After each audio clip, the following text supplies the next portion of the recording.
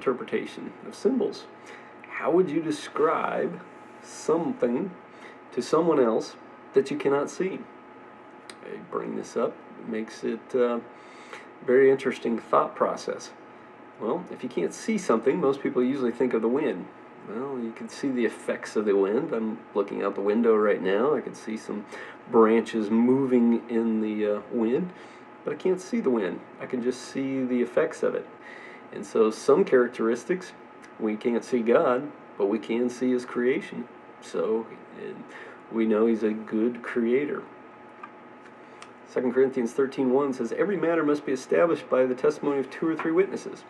So if we see a symbol in Scripture, what we need to do is make sure we have a second Scripture to back it up as to what that symbol is and what it means.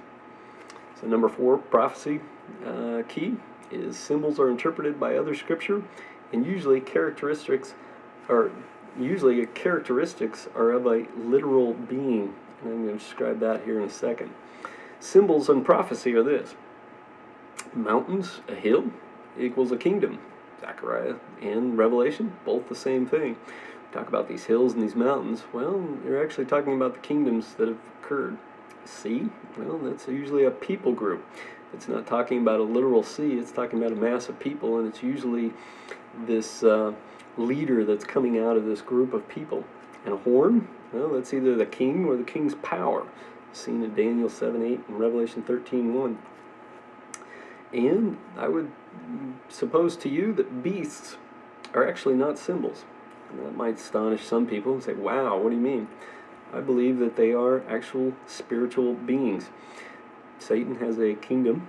He has a group of people, or a group of fallen beings with him. Most of them are fallen angels. Some are demons.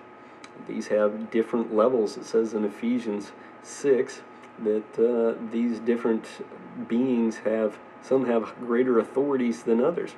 And so what you're actually looking at when you look at these beasts are literal spiritual entities.